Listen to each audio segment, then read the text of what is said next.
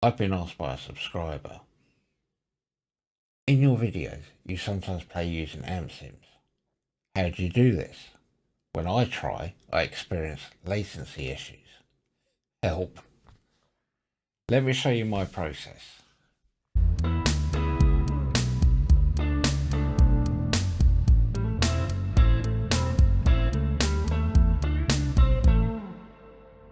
Later on I have something I want to give to you for free, so stick around. Okay, so the answer to the question is both simple and complicated at the same time. Latency is a big issue when recording audio. What is latency? Simply put, it's the delay between what you play and what you hear. I could go into some technical jargon, but none of that really matters. What matters is what you hear, more importantly, when you hear it. My default sample rate is 1024 samples, but this gives me a latency of just over 20 milliseconds. So if I use an amp sim, this is what happens. There's a massive delay. Let's try and record with it.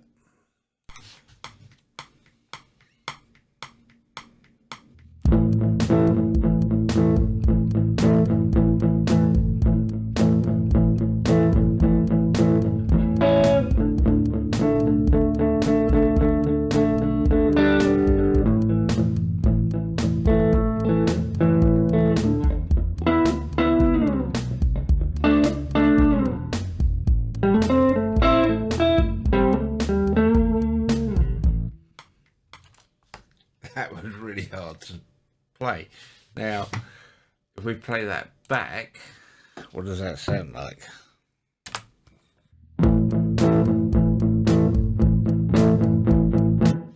It's all over the place because I was hearing delayed response. Okay, so the way of counteracting that when you're using an amp sim would be lower your sample rate. Go as low as you possibly can. Ideally you want to be about 32 or 64 samples, but 128 does work. So we'll try it at 64 samples, which if you can see my latency has dropped down to 1.5 milliseconds. Quite a difference from over 20. Okay, so now when we play it,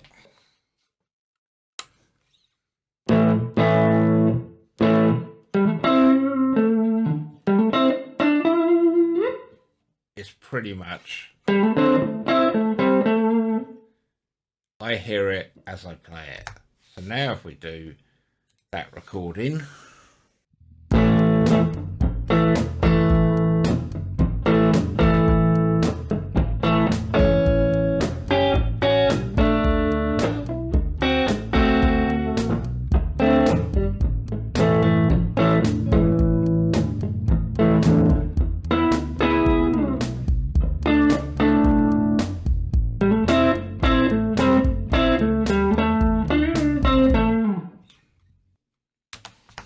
that felt so much better.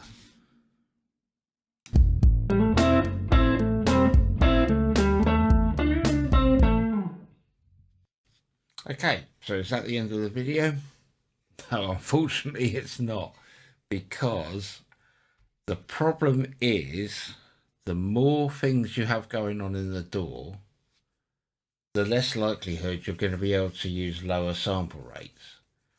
So if you've got, say, example, 5 or 10 MIDI instruments going, it's going to cause popping, clicking, might even freeze up the DAW. Now I've got a pretty fast computer and it can handle quite a lot, but even mine, once I start doing big productions, it causes issues.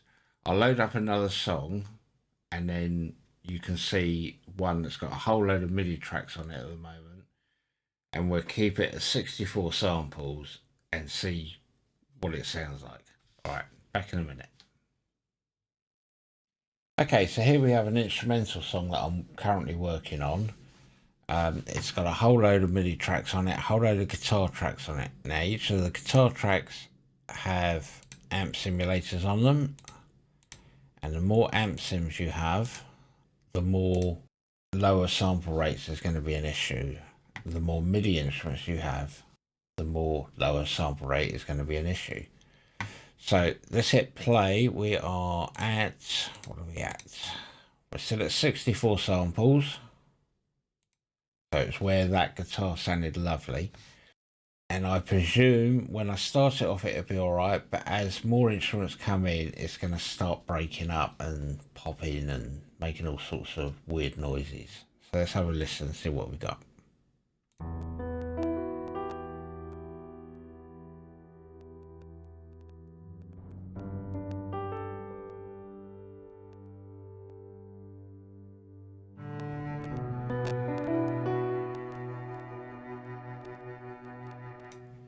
Even though we're just minimal instruments coming in, we've already got some popping coming in. So let's go to the ultimate section that's got drums, bass, guitars with all the amp sims and all of the MIDI instruments. And let's see what that sounds like.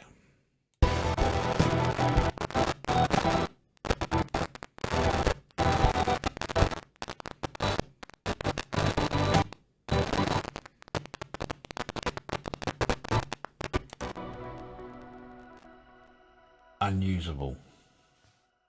You can't record to that, you can't play to that.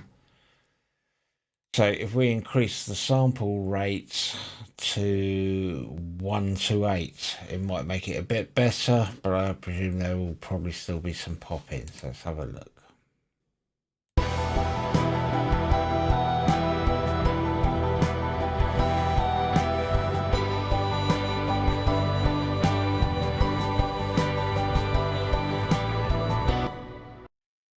Okay, so let's try and add another guitar with an amp sim.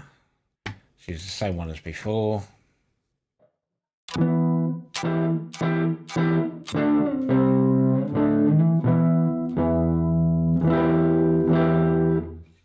Okay, there is definitely a slight delay there.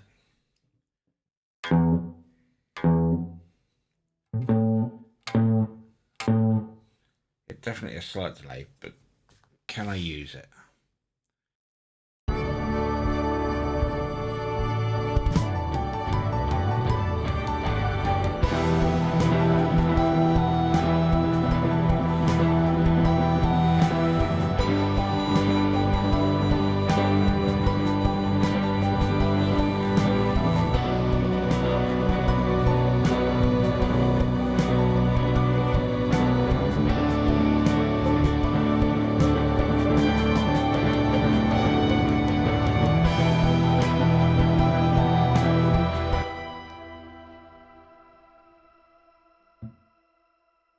The answer to that is sort of, but I reckon when I play that back, that's going to sound pretty bad. Now, just to hear how off I actually was due to the delay, we're going to solo that track and we're going to play it with a click track.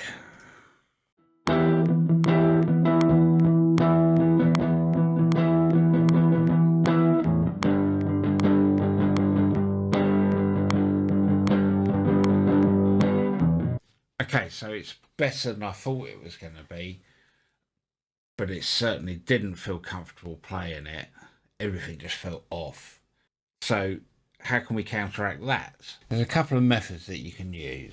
The first one would be, before you record that guitar, render all your other guitars so that there's no amp sims actually active, bounce your MIDI tracks, and then record it, your sample rate is 64. It's not really a practical way of doing it. Another way of doing it, which is a bit of a cheap way, but might work really well for you, is take our song right now and let's do a mix down, and we're going to call it guitar backing track. Okay, what we're doing here, we are generating stereo mix of the song as it is. We're actually going to create a new session, import this track into it, and then record our guitars via this track. It's a bit of a long-winded way, but it will work.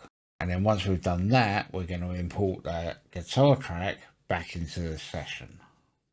Is it an ideal way? No, not really. It's really not. But it will work. And depending on your interface and your setup, this may be a workaround solution which you haven't thought of before.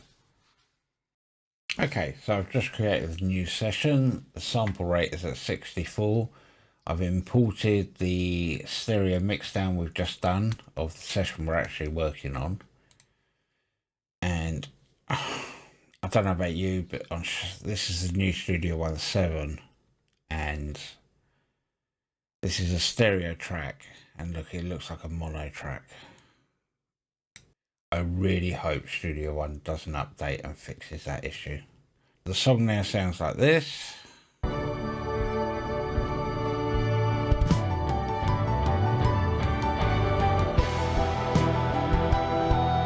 Now let's add a guitar to that and see what that feels like. Okay, make sure your record is on and you're monitoring. Give it a try.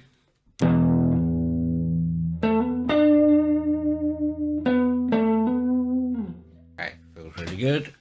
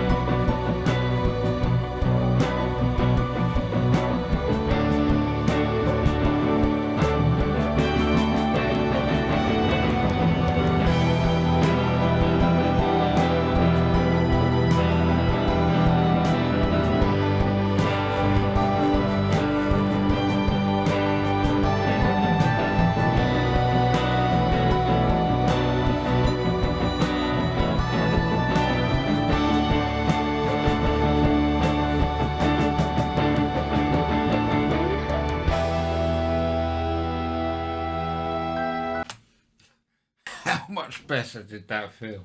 Wow. I felt like I was playing with the band. Nice, like it.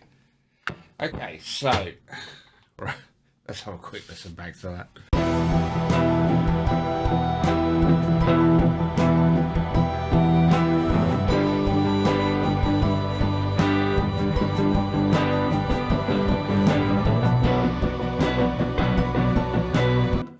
Yeah, I like that. Enjoyed that. That was good. Right, so now we've got our guitar track that we played using the amp sim.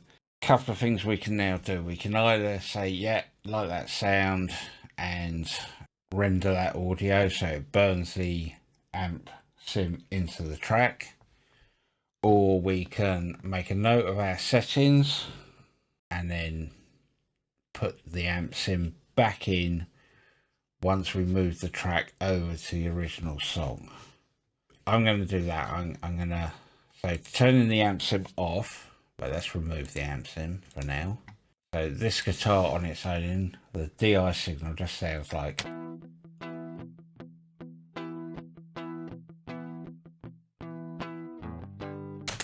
Which leads me nicely on to what I have for you.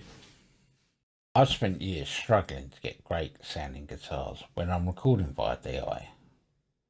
They never sounded right, but I have found a solution, and I want to save you from making the same mistakes as I did. Go to www.stubertstudios.com/guitars. We're going to export the guitar, so we need to. I'm just going to call it new guitar part, and then we go up to song. We're going to export the stems, and handily it's already ticked it. That's the only one we're going to do.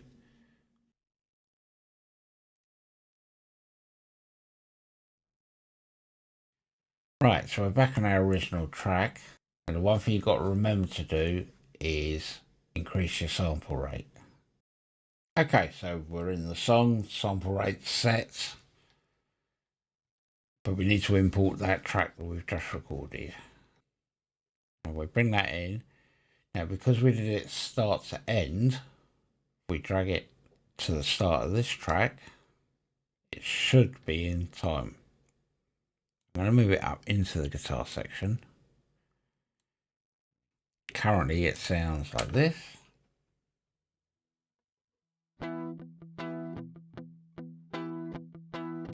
Nice clean DI guitar that we recorded. So now we're going to add our amp sim back in.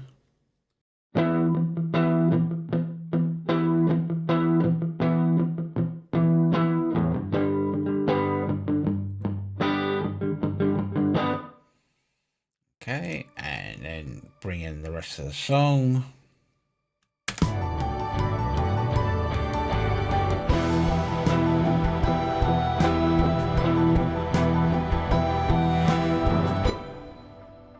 And there we have just done a workaround for adding a new guitar track using an amp sim when you have a whole load of tracks in your main song.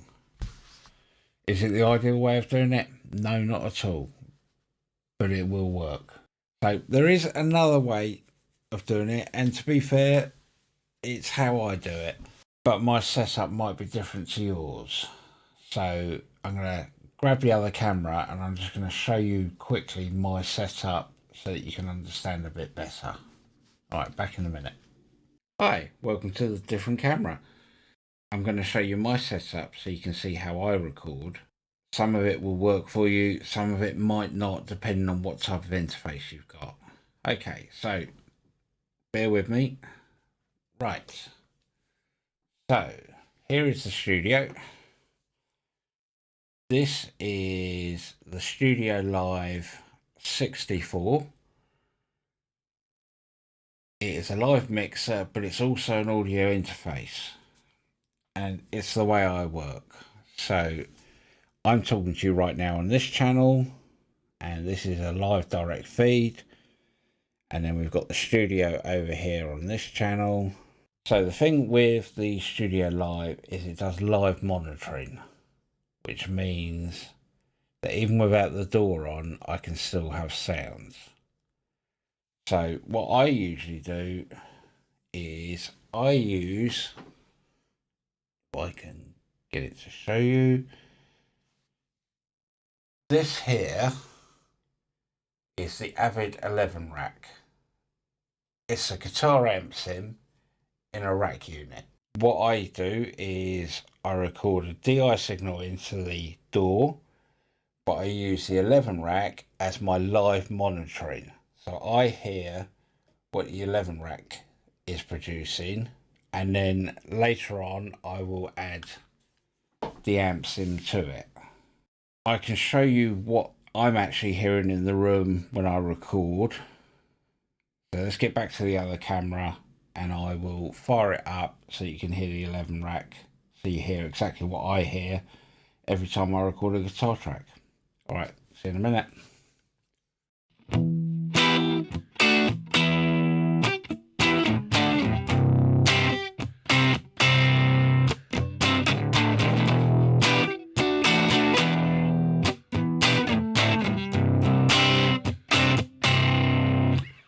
That is what I'm hearing in the room. Now I can change those sounds just as easy as you could in an amp sim. We want something really heavy.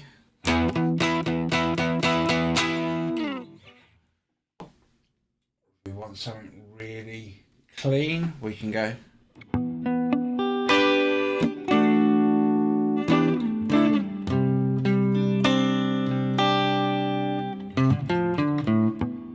So that gives me a basic guitar monitoring system. Effectively, it's like having an amp in the room. So that is perfect. So say for argument's sake, let's do it live. So I'm recording just a DI guitar track onto the song. We're at a high sample rate of 1024. So you're going to hear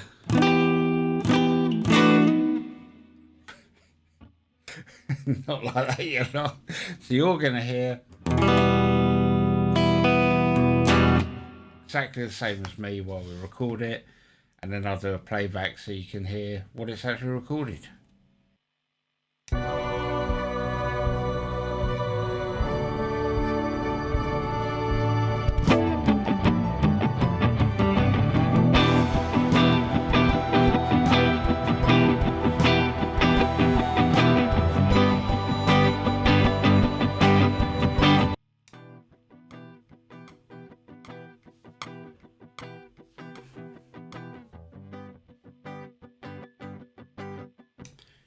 So if you can find a way of having an external device that will give you amp sounds, that's what I would recommend, rather than using an amp sim when you're live recording, because that way you're not messing around with sample rates.